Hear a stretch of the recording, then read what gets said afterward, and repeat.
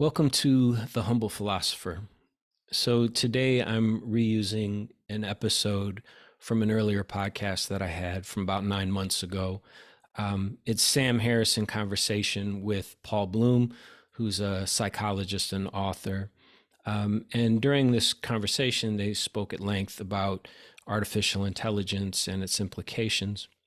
And I just found it interesting, certain assumptions that they were making about the brain, about consciousness, about intelligence. And I end up making the point that far from being sort of an epiphenomenon, that's something that comes along later in the game, consciousness is central to intelligence because without the conscious experience, one could make no decisions. How it's, important to their conversation is that, as you'll see, I play three clips, and in the first two clips, they're almost dismissive of consciousness. It's this epiphenomenal thing that maybe appears at some level of complexity and just seems to be along for the ride. But then Sam goes on to tell this story about how he quit Twitter after 12 years, and he can't believe it took 12 years for him to quit, but now that he has, it's such a relief. And I'm just making the point that that's an experiment that you couldn't run without consciousness.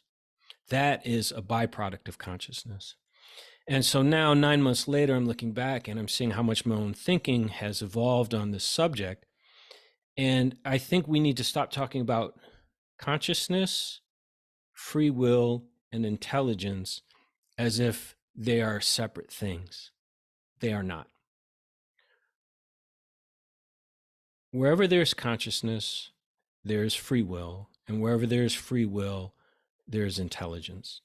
What I mean by that is intelligence is free will in action in the world, and free will is always a product of consciousness. I think the mistake that we make is that we don't really know what we mean by consciousness. Right? It pervades everything. It is literally our entire experience. But thinkers like Sam Harris and thinkers like Paul Bloom have a poor grasp of the true import of consciousness.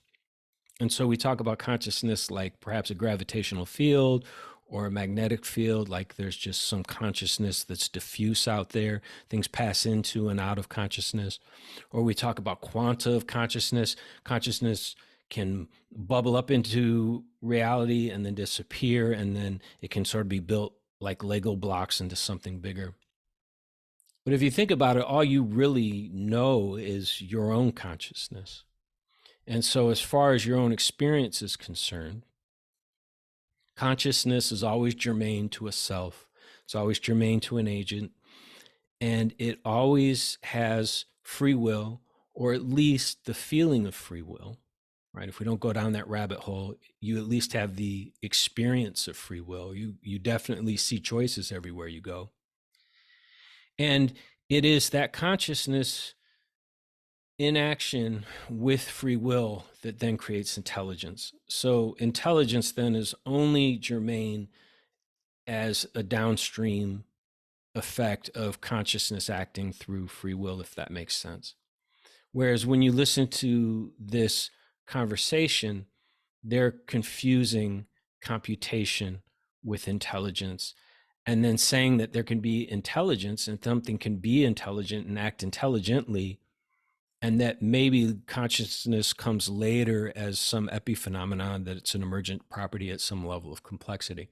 And to me, what that shows is a real poor grasp on what consciousness actually is and the role it plays, where it shows up, what it can do, what its purpose is, et cetera, et cetera. So I'm just sort of reacting to their conversation to, bring these things out in stark relief. Listening to it again today, one of the things I was struck by was Sam Harris talks about intelligence being substrate independent. And what he really means there, I would argue, is that computation is substrate independent. You can do math in electronic ones and zeros. You can do math with an abacus. You can do math with your fingers. You could do math with a field of beer cans. The substrate is independent.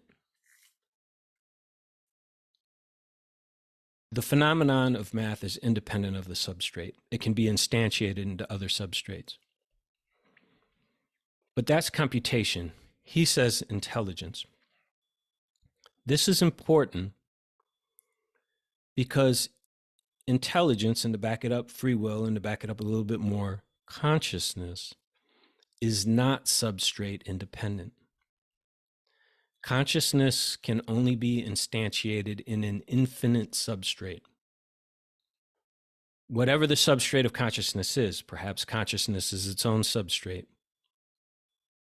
But this is this important distinction between materialism and, whatever you would call the opposite of materialism, idealism, spiritualism. Consciousness is fundamental. But this is why I do it this way. I apologize. This is the only way I have to get my thoughts out. I have to be in conversation with something. It's very, very hard for me to do this and just write it out.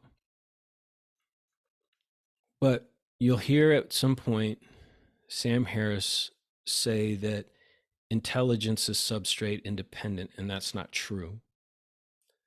Computation is substrate independent. And this is, by the way, an easy way for you to clarify why machines can never be intelligent. Because machines are math, they're computation. Computation and math is substrate independent. Like I was just saying, it can be instantiated in electric ones and zeros. It could be instantiated in an abacus. It could be instantiated on your fingers and toes. If something like ChatGPT can be conscious, then a field of beer cans can be conscious. Why? Because those beer cans, just as well as electric ones and zeros, can represent math. And you can have a huge field full of as many beer cans as you want to imagine, and you just have magic helper monkeys that are moving them around for you, or interns, or whatever it is that you want moving those ones and zeros. But whatever the mathematical reality of ChatGPT is, or whatever they will someday say, look, it's alive, right? That is a mathematical entity. That is just a collection of numbers, ones and zeros, and that is substrate independent. And so if electronic ones and zeros can be conscious, a field of beer cans can be conscious. Just to, sort of put people's mind at ease. If you ever feel yourself getting confused, just remember, computation is substrate independent. It can be instantiated in ones and zeros. It therefore can be instantiated in a field of beer cans, right? Just like a big abacus. The pattern in the ones and zeros and the pattern in the beer cans is the exact same thing. If ChatGPT can be conscious, so can a field of beer cans. But if a field of beer cans can't be conscious, neither can ChatGPT. So it's this substrate problem. And what I'm arguing is, yes, computation is substrate independent, but consciousness, free will, intelligence, right? You have consciousness. All consciousness has some iota of free will. The action of that free will in the world is intelligence. All of that is not substrate independent. All of that needs an infinite substrate to work on. That's the difference between infinite and finite. Those ones and zeros, electric ones and zeros that are ChatGPT, or that imaginary field of beer cans, both are finite. And so that's why I do it this way, is just to, find those points in the conversation where it's like, aha, No. Okay. And so you'll hear Sam Harris make that point about intelligence being substrate independent, and he's wrong. Computation is substrate independent. Intelligence is not. Intelligence requires access to the infinite. Computation is always limited to a finite instantiation. Consciousness, through free will and into intelligence, can do computation, yes. But that computation is now outside, and everything that is outside is always limited, can always be bound, is always some finite set. And so then you'll see in the third clip that I play that he's, after making these faulty assumptions about consciousness and intelligence, he then talks about this 12-year experiment that he ran with Twitter where he decided he needed to get off. And here's the man who doesn't believe in free will and believes that consciousness is some, epiphenomenon that's emergent at some level of complexity. But in reality, he needs his consciousness to run that experiment, and only an infinite being, only an infinite substrate could make that decision, because that requires the halting problem to be solved. He has to know when he's had enough to say the experiment is over. And if you were to allow that to ChatGPT or any computational system, it would never know when to stop that. And it would only ever give you as many answers to stay with Twitter as to leave it. So anyways, I'll just go ahead and play the rest of that episode.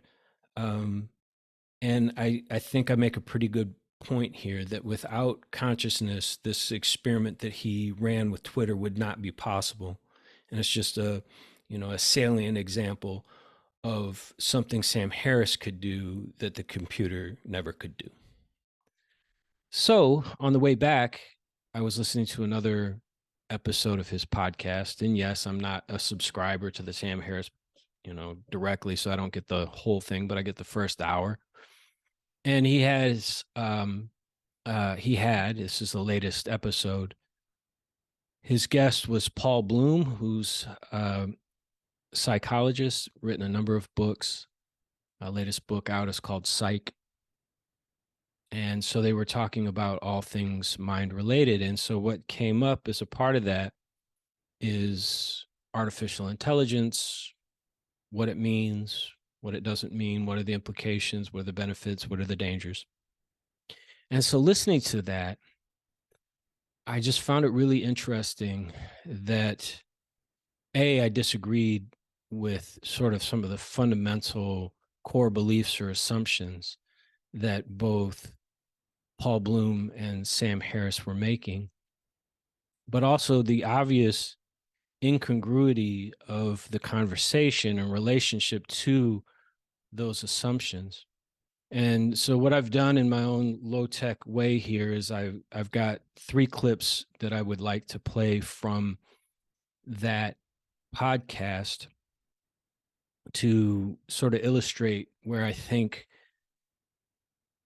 Sam Harris is wrong about consciousness and wrong about AI in a very fundamental way that comes from certain materialist assumptions about what the mind is, about what consciousness is, about what intelligence is, and therefore about just reality in general. I mean, these rabbit holes go pretty deep. They get to the heart of it.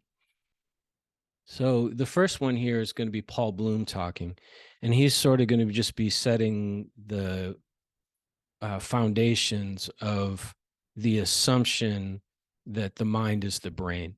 Sam has asked him, do we have a theory of the mind? He says, no, we don't have a theory of the mind, and we may never have a theory of the mind because the mind is many things, but we do know that the mind is the brain, which I would argue is not the case.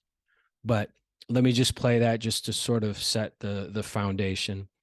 And then I'm going to play a longer clip that's Sam talking about the difference between intelligence and consciousness, and how consciousness may not even be necessary for the sort of intelligence that we're talking about. And perhaps consciousness begins to emerge at a certain level of complexity, which I've always found to be an absurd notion, but, clearly, top rate intellectuals in many fields feel that that's the case.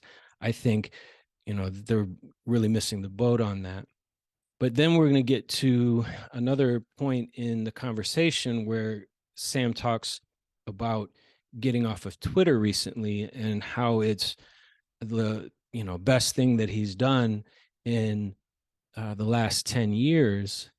And I just found that interesting, because that's not an experience. That's not a conclusion you can come to without consciousness. You have to have consciousness in order to come to the conclusion that Twitter's no good for you. And so if AGI, so there's AI, and now they're talking about artificial intelligence, and artificial general intelligence is now what they've used as the term for essentially a sentient computer. The people will hedge their bets on that, and everybody equivocates, back and forth. But that's essentially what we're talking about. We're talking about machines becoming sentient, and whether that sentience needs consciousness. And I would, just say that to me, that's ridiculous. Of course, sentience needs consciousness. And the argument I would make here is that Sam talks about getting off of Twitter and how much that's improved his life. And you could not run that experiment without consciousness. So that's just a clear example of something that AGI will never be able to do, because AGI will never be conscious, because you can never instantiate consciousness in ones and zeros. So all we're talking about is computation. And so we really have nothing new. We just have new things, new heights that we've reached that we can do with things that are computable. But anyways, I'll run these 3 clips. Hopefully that will give a little bit more of an illustration of what I'm talking about. And, hopefully people will find this helpful. So let's just give it a go here. Here's the clip number 1. We know the mind is the brain. We don't exactly know how the brain gives rise to consciousness, but we know how the brain gives rise to intelligence. It's not so dissimilar to any other intelligent machine that we now possess. So I just find that interesting. We don't know exactly how the brain gives rise to consciousness. I mean, not to argue with people that are, way above my pay grade, but the truth is, we not only do not know how the brain gives rise to consciousness. We make that assumption because if we damage the brain or take the brain away, then consciousness disappears with it in our local experience. But we not only don't know how the brain gives rise to consciousness, we don't even have a definition of what consciousness is. We just sort of have to appeal to common experience. So I was just using that clip just to show that they're both coming from a materialist assumption. And I think that goes awry. And then I think that plays out in some really unfortunate and scary ways in the common consciousness and the mass consciousness, because there are certain logical conclusions that, go back to us. Sam Harris has some thumbnails out there that I haven't clicked on, one of which is the illusion of free will. And I know he believes that at a honest level, and believes that he has a lot of logic and science to back that up. But the implications of there being no free will are, to me, as scary as anything that might, come up from, artificial intelligence gaining sentience. So it would almost be like saying we don't have free will, therefore we don't have sentience, but we're afraid that machines will gain sentience and therefore free will. So, anyways, that's just setting the context here that, we're starting from these things arise from material. But and you made an argument a while ago. If odds are like 5% or 10%, that's worth taking rather seriously. And as a psychologist, I wonder how much the success of models like GPT-4 tell us about how our minds work. Yeah.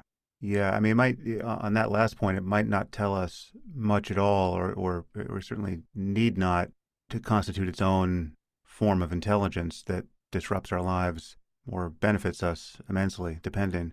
Yeah. I mean, I think that's a deep point. Yeah, I really think my answer to the question is that humans do not learn, do not achieve our intelligence in anything like the way these large language models do. It yeah. bears no resemblance to the development of a child, and yet they have an intelligence of some sort. And so maybe there's more. I mean, actually, I do think that this suggests there's more than one way to become smart. Yeah, I mean, there's a few red herrings here I think we should dispense with. One is the confusion about the importance of consciousness here, and any connection, necessary or otherwise, between consciousness and intelligence.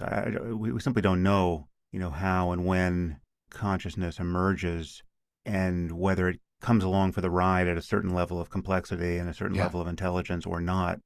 But there's simply no question that we have built intelligent machines, and we're continuing to build them, and they are intelligent, i.e., competent, whether or not there is ever anything that is like to be those machines. I think it's an important question in its own right, but it's quite separable from whether intelligence itself is substrate independent, and whether it's, whether it can be aligned or unaligned with human interests, and whether we might be building systems that we may one day lose control of, right? I Yeah. mean, it's just that consciousness is a completely separate question there, and it has ethical importance because if we're building machines that are conscious, then we're building machines that can suffer, or be made happy, and that's an important thing to have done, or to avoid doing.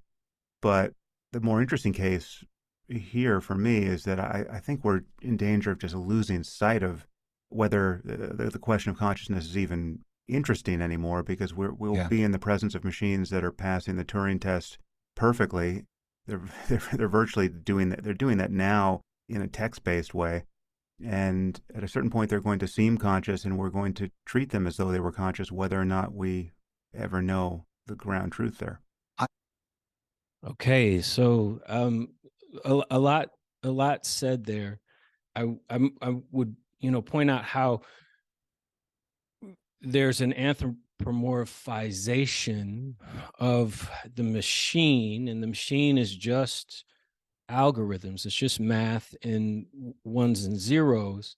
And there's an appeal to the mystery of the machines, but there should be no mystery because we can go in there and find the code and see exactly what's happening. So there's this thing where it's like, if it fools us, then it's the thing we think it is. And what is that thing? And what is intelligence? And so there's this discussion that consciousness is not necessary for intelligence. And then we're getting into semantics. I think consciousness is not necessary for computation. And so the real question is, what can we do with computation? What can we do in the physical world, in the exterior world? How helpful, how useful, how harmful can that computation be? How powerful can that computation be? But what he then says later, and it's a different section of the conversation, and they've switched modes. They've gone from talking philosophically and mathematically and scientifically to personally. But it's interesting. I mean, I'm going to make the argument that a computer will never be able to run the experiment that Sam Harris has run with Twitter and come to the conclusions that he's come to, right? He said he's been on Twitter for 12 years and he got off recently, and it's the best thing that he's done for his life in a decade. I'll play that clip in a second. It's pretty short. A machine would never be able to run that experiment. And that's, to me, incredibly important and a huge distinction. All a machine will ever be able to do, all Chat GPT would ever be able to do, is scour the internet, slice that up, put it through a Cuisinart, and come back to you with a million arguments to stay on Twitter and a million arguments to leave Twitter, without a consciousness that allows it to experience meaning. It can never come to its own conclusion, and it never will. So here's just the part about leaving Twitter. I mean, he's been talking about it here for a little bit, and it's just the whole idea of, the shitstorm that Twitter can be, and probably mostly is. I'm not on Twitter. I hear about tweets, but I never go on Twitter. But this little clip at the end will just be his conclusion. So let's listen to that. Something has been stripped out of my life that was a digital phantom or a golem or, something awful, which, I just, it's staggering to me how big, it's like, I can honestly say that getting off Twitter is one of the most important things I've done in the last decade, right? So it's an obscenity to me that I'm even in a position to say that, right? Like that I managed to get so confused about what I should be doing with my attention that. Okay. So, I mean, that's a pretty bold statement. That's a 12-year long experience. That is intelligence coming to a conclusion that it could not come to, coming to a definitive action, a yes, no, a 0, 1, a definite classical state. He either has a Twitter account that's still up or he doesn't, right? He has made a decision. And, I really like Sam Harris, and he's not the only one that feels this way. As a matter of fact, you get up to a certain level of academics, and the safe place to stay is, we evolved from dust. It's natural selection acting on random mutation. It's completely blind. It's directionless. It's intentionless. It only appears to have direction, intention, and will. That's an illusion. That way it all stays under the purview of physics. And there's no violation of the conservation of momentum. There's no magic there. And as adults and as scientific adults, we don't believe in magic, even though we talk like we do. Even though, he talks about having kids, and they talk about raising kids and watching TV and things they like and don't like, and all these things that are meaning-based. But we all know as rational scientific adults that all that is, at the end of the day, an illusion. However, he could not have run this experiment with Twitter and come to the conclusion that the best thing he's done in the last 10 years is to get off Twitter if he weren't both conscious and intelligent. And so I would argue that what we really mean when we use intelligence is intelligence as a conscious, as the act of a sentient being. And far from arguing that intelligence is some epiphenomenon of a certain level of complexity, right? That intelligence gets to a certain level of complexity and somehow, I mean, that is just ridiculous. I would argue that consciousness is there from the beginning, and that anything that we consider to be alive is conscious and has opened up some window onto reality. And that you only have volition in the world because of your consciousness. And yes, each one of us every day, somehow, in a way that we haven't figured out, there's this conscious you that exists within the raw matter, the raw meat of your body. that violates the conservation of momentum every day. Otherwise, we're just a chain of dominoes. And, this is just me speaking, but this idea that we would have the illusion of free will, but not free will itself, is just absurd on its face. That there would be all these things mistakenly, happenstancely, coincidentally conspiring, trillions and trillions of dust particles that would have to interact in just the right way in order to give us the illusion of free will. And we're comfortable saying that that's possible, but we're not comfortable saying that free will is possible. Also, I don't think the experience of free will is possible without free will itself.